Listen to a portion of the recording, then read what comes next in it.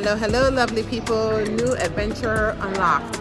I'm headed to the next game. My mama's here. We're going to Aqua Zumba. I am getting out of my comfort zone. I am trying fencing today. I'm just there for the vibes. I know nothing about baseball. I'm there for the vibes. Hello, lovely people. Listen. This was a good episode. Why? Because I got memories. Jassi got married where I got married in 2019. And let me tell you, it brought back all the feels. I'm telling you, I keep liking Jassi more and more. All right, so I am reviewing season 10, episode 7. Guess who's back? Zach. Guess who's back? Monica's back. I have conflicting feelings about it, but I will share that later on. All right, so first we start out with Tia. Tia's with her children. She's talking on her phone with her mama. Her mama looks good. I think her mom's in Nigeria. Mama's got a cocktail. Her children's throwing her under the bus. I guess because mama got something for Tia, and the daughter was like, she be talking crap about you. It be your own kids. It is always your own kids throwing you under the bus. Anyway, her kids are cute. So now, ta-da, here comes Monique. And Monique is at her home. So I think she got the home in the divorce, right? And she's totally renovated it. Which the new home looked good because it looks like the old home was, as beautiful as it was, it did look outdated, okay? So they're playing but they're playing voiceovers from the fight in season, 5, 6 or whatever. Monique would never live that fight down. And it's really unfortunate because I think it's like one mistake could just shatter your whole entire life. How do I feel about Monique coming back? I think I like her coming back, but you also have to keep in mind when Monique left Real Housewives of Potomac, she went over to Real Housewives. No, she went over to Love and Marriage DC. And she kind of threw some subliminal shades at Bravo. She used to call it that other show. And then her and Carlos King fell out. And then Monique said she'll never return to reality TV. And then you get divorced and now you're back. So I'm willing to give Monique grace because I'm curious to see how she tells the story of her and Chris. It sounds like she was evolving more than Chris. And it sounds like she wanted Chris to be this person that he wasn't. Monique's very holistic, very wellness, very always self-aware. And Chris is just a kid from Alabama who's happy-go-lucky. And I think that was like a dilemma in their relationship, right?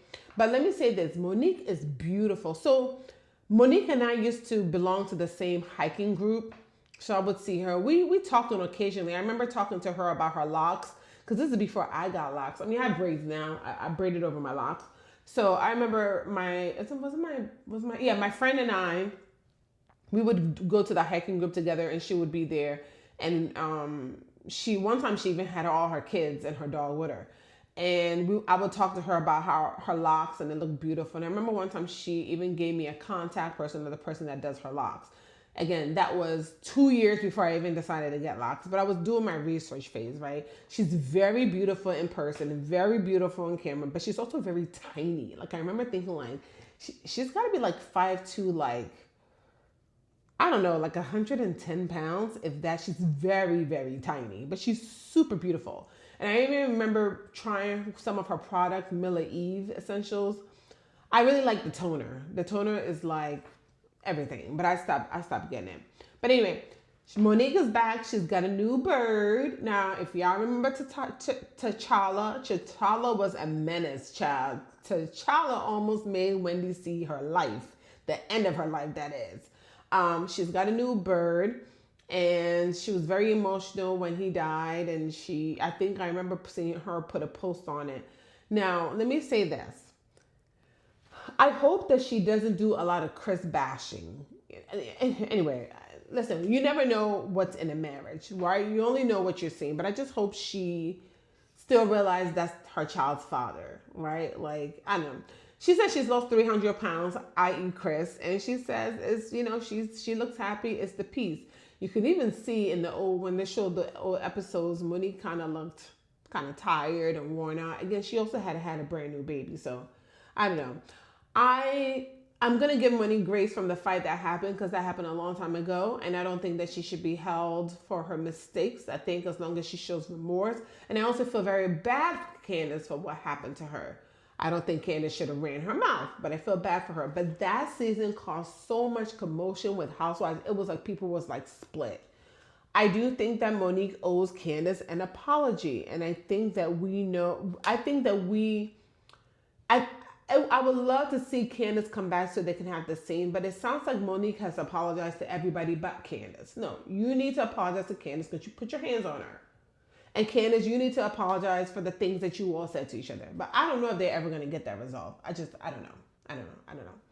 But anyway, so Ashley comes to visit Monique, right? So Ashley and Monique has always kind of kept in contact. Now, when the whole fight happened, the group was pretty much everybody, and then it was Ashley and Karen that were on Monique's side, right?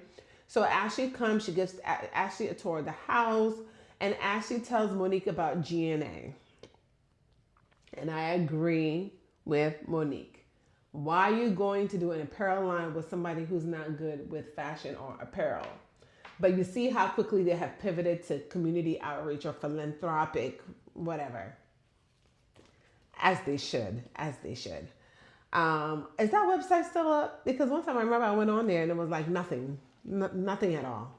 Anyway, so I do like that Ashley did not tell Monique about Stacey dating Chris or went on a date with Chris, because you don't want Monique to have a preconceived notion before even meeting the girl, right? So that was good. Now, some people may be like, Ashley, as a real friend, you should have told her, but no. But what Ashley should have said is, I'll let you judge Stacey for herself. You know?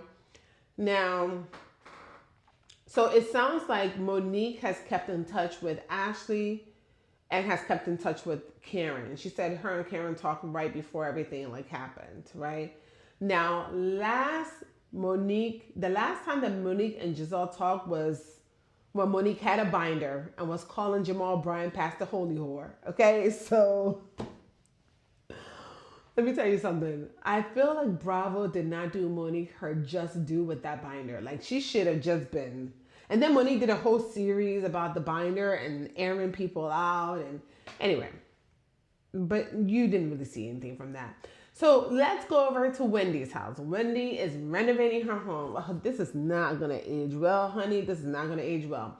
Wendy is renovating her home, not because out of necessity. It's because she watched HGTV and said, oh, I can do that.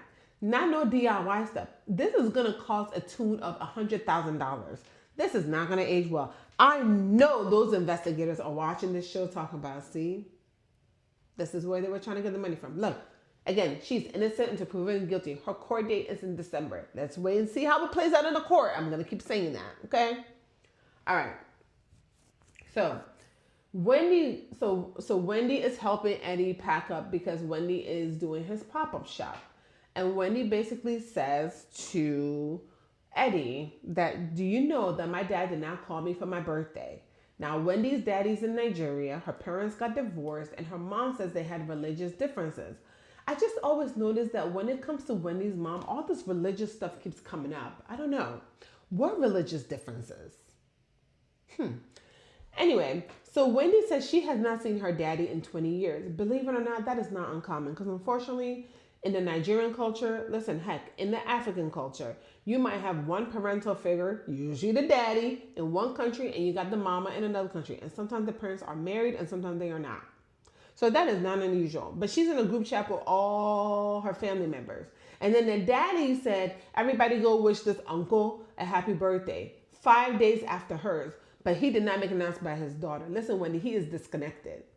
Because Wendy's mom remarried, her stepdaddy came in, her stepdaddy filled in as a father, so her biological father is probably like, you don't need me. And unfortunately, that is the typical African man mentality. It's like, oh, well, another man is, you got a daddy, you don't need me no more. It's sad to say, but that is a thing that really happens, that really traumatizes children. Okay? It's not a uncommon story. And it creates trauma. It creates trauma for the kids. It really does. It really, really does.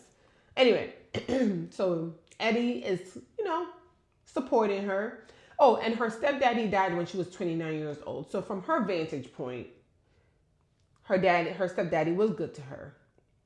Now, Eddie's looking around at this renovation, right? And he's like, every day is something new. Eddie, you should have said to your wife, we don't need this renovation.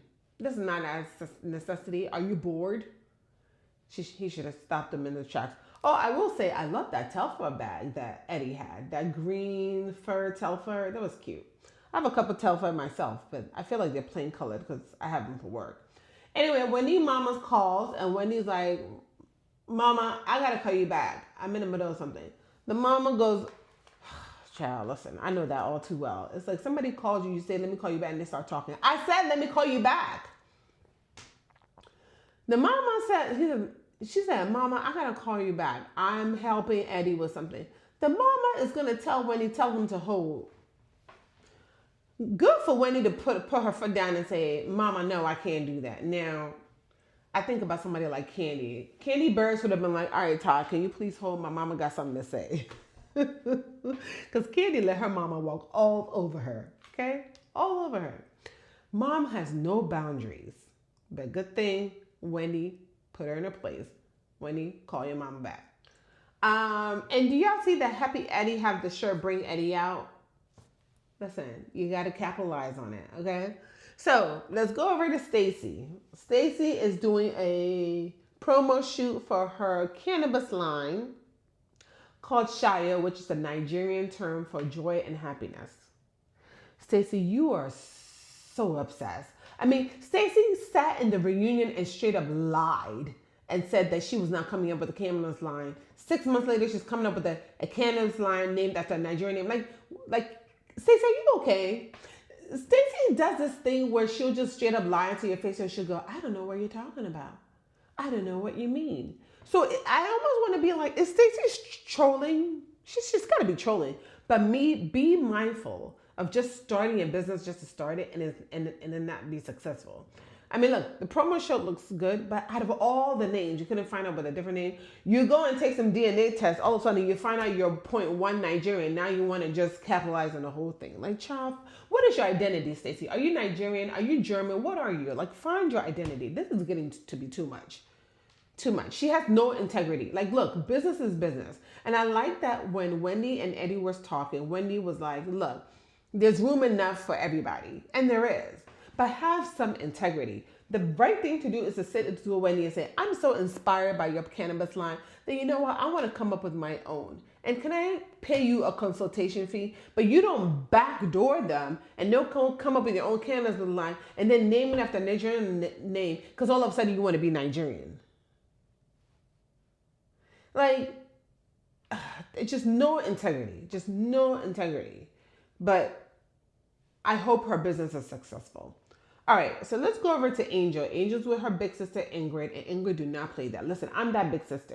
You got a problem with my sister, you got a problem with me forever. My sister might, that's happened before. My sister might forgive somebody, but I'm like, nope, not over here. Anyway, so Angel tells Ingrid about the trip and how they basically was talking about the filtering. She's like, I'm the new girl in the crew. And this is how you guys welcome me. Like, I wanted a handshake, not a slap in the face, right? Now, Angel, I gotta check you on something. Well, you said that Giselle said you were overusing your filters. Then you turned around and said that Wendy said catfish. They roll the tape back, because that's one thing Bravo will do. They will roll the tape back. Wendy did not say that. Was she laughing? Yes, but she did not say that. She did not say catfish. Okay, so it's just something, it's like she's got this like hard on for Wendy where you got to insert her name. Now listen, big sister Ingrid is right because they all over filter. Wendy, I follow Wendy on Instagram. Wendy is beautiful. I love her. Instagram is always popping. But let me say this. Wendy does over filter. Now she doesn't look completely different, but she over filters in everything. And that's okay. That's what you make filters for. But just don't knock another girl for using a filter. Child, let me tell you something. But big sister Ingrid read them for filth. She said, Giselle, your neck is not necking, you know? And then she said, She's seen Giselle in person. And yeah, before and after is very real. Listen, I'm not gonna come for Big Sister too much because she's doing her Big Sister thing. She mad. You come for my sister, I'm coming for you. I get it. Sometimes these girls will bring on their family member because their family member can say things that they cannot say. It is what it is. All right, so let's go over to Tia. So Tia's sitting with her daughters. Tia got some very beautiful children. So remember, she missed her daughter's birthday. They called her. All the girls sang happy birthday to her. And then the girl, her daughter decided that she wanted to throw a party. So some salty friend got cut out of the birthday list, and she said, I'll do you one better. I'll post the address. So this girl posted the address. They didn't go after that girl. So a whole bunch of people she didn't know show up. And the daughter called 911. Where was the daddy? It seems like the daddy was just la la la la la la la la la. Because I'm like, why is the daughter calling 911? Why didn't the daddy say, everybody get the F out now? And then people were stepping on cars. Somebody threw up in the little girl's room. I'm like, wait, what? So wait a minute. How do people even make it upstairs? If you were the daddy should have just been standing at the bottom of the steps like this. Nobody's coming upstairs. Like, how did it get out of hand like this? Anyway. Lord. So we're going over to Giselle, and I really feel bad for Giselle in this situation. She's on her way to Atlanta because she's going to court because, where her daddy died. And this is something I don't understand. So if you're a lawyer, please educate me. The dad is married. Giselle does not have a relationship with the dad's wife. And there's a new will that popped up. And Giselle feels like the wife destroyed the old will. So my husband and I have our wills and all that stuff done. And our lawyers filed it with the state or the county or whatever. And they sent us an email filing it's filed with the court of wills or whatever. So did Giselle's dad, who is an educated black man, do his will on paper and just left it at the house? He didn't make copies of it and give it to Giselle? I'm very confused. So you're trying to tell me he did his will, he has that one copy, gave nobody a copy, and miraculously the wife is like, nope, this is the will that he signed. And the date of the will, Giselle is saying that he didn't have any capacity to sign the will. He could barely hold the pen. See, this is what happens when you don't have your affairs in order. This is what happens when listen, let me tell y'all something. Pay the extra money. Go get you an attorney, okay? Even if you feel like you cannot file an attorney, if you work for a government, a school, a hospital, use your Employee Assistance Program, EAP. Get an attorney through that way. They'll charge you cheaper. Do your wills and let them file it with the county. God forbid if I die, I know what's happening with me. I know what's happening with our child. I know what's happening with our property because it's all on paper. Black people, take care of your affairs, especially my older black people. I feel like the younger black people, they're doing better, but just take care of your affairs. And the reason why I say black people, because I notice that it happens more with black people. Take care of your affairs. Take care of your affairs so that your family is not dealing with grief and dealing with BS. They've been fighting for 2 years, Giselle said. Oh, I noticed that Giselle's driving a G-Wagon. So she used to drive this,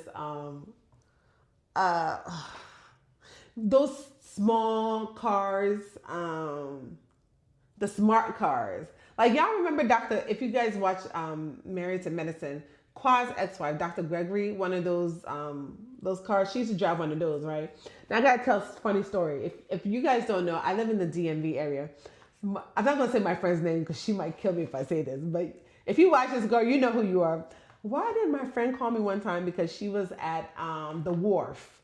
The Wharf is this, this place in near DC where they have bars and restaurants. Very pretty. It's on the waterfront.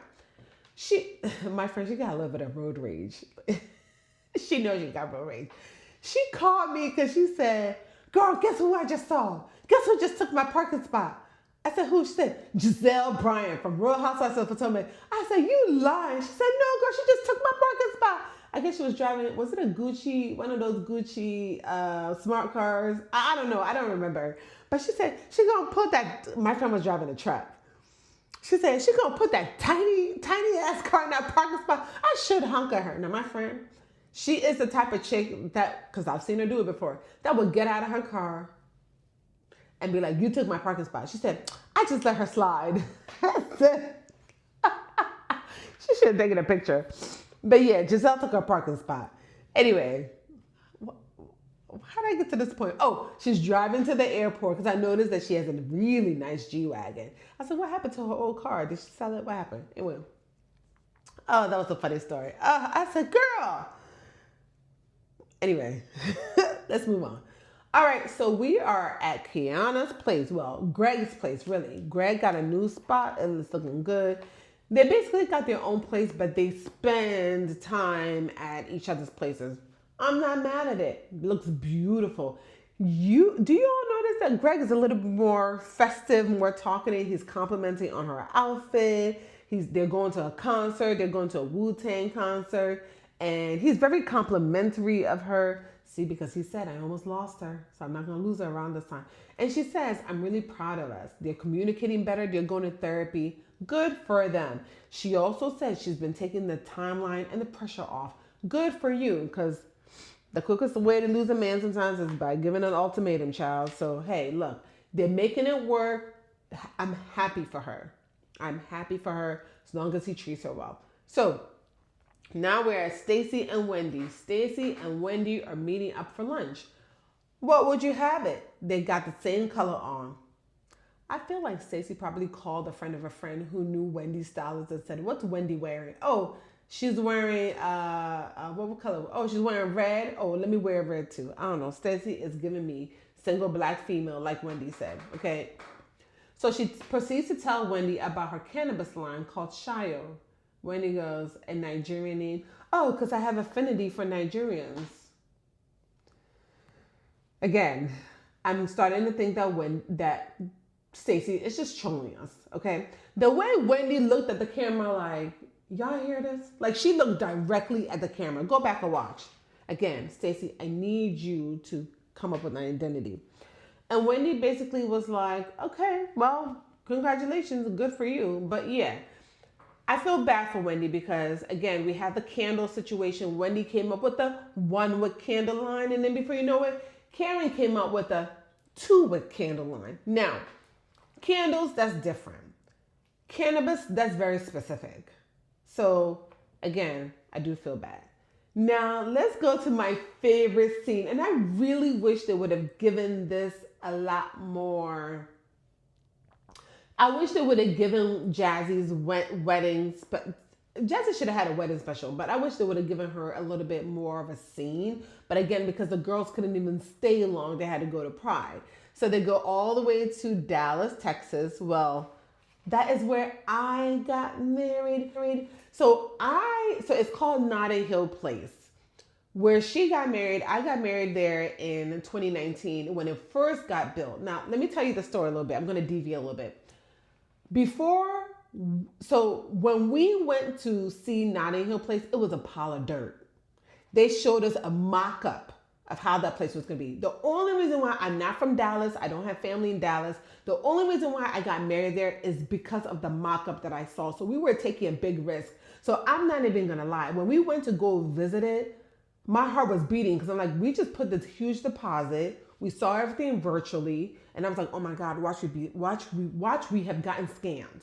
Now, we got married in the summertime and that place had opened, I feel like 4 months before, right? So everything was brand new. And I'm noticing that they've changed some stuff. I'm gonna put some wedding stuff in here.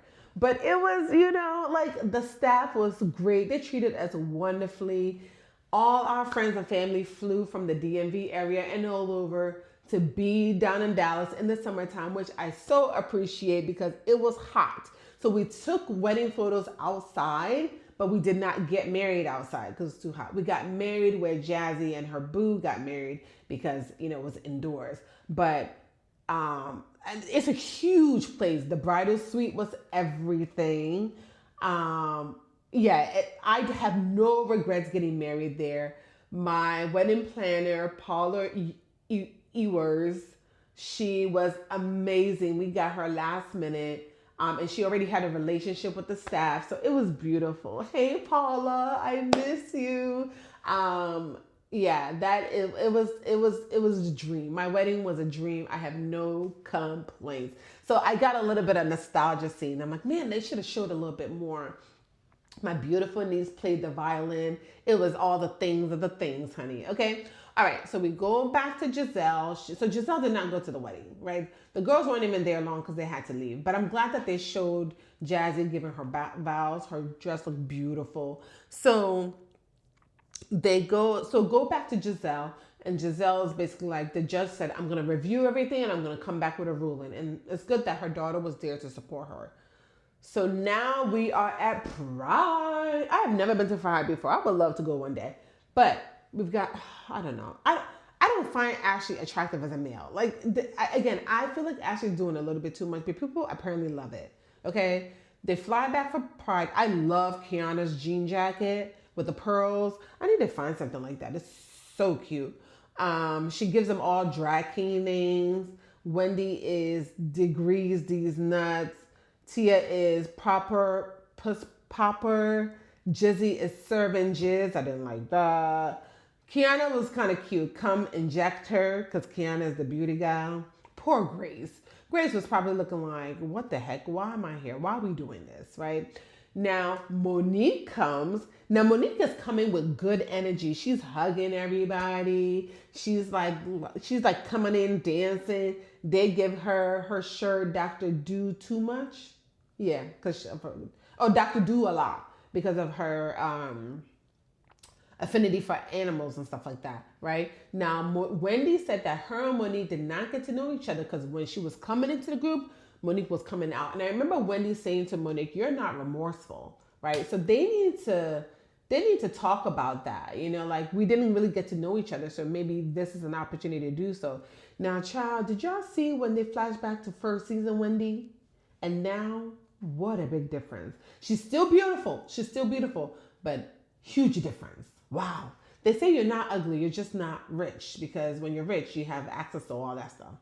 Anyway, so they're introducing Monique to everybody and Giselle's like, Monique has been on my mind because I wanted to know who she is because I feel like she was not really authentic, So they hug each other. You could tell Giselle was feeling uncomfortable, like, how am I going to be received? And you could tell Grace was also comforting Giselle.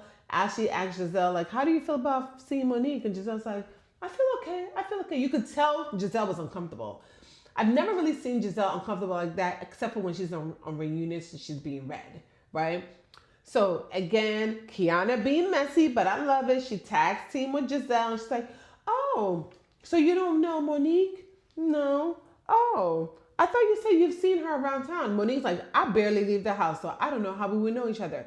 And Giselle's like, no, I think you mean Chris. Oh yeah, Chris, the one that Stacey's been dating.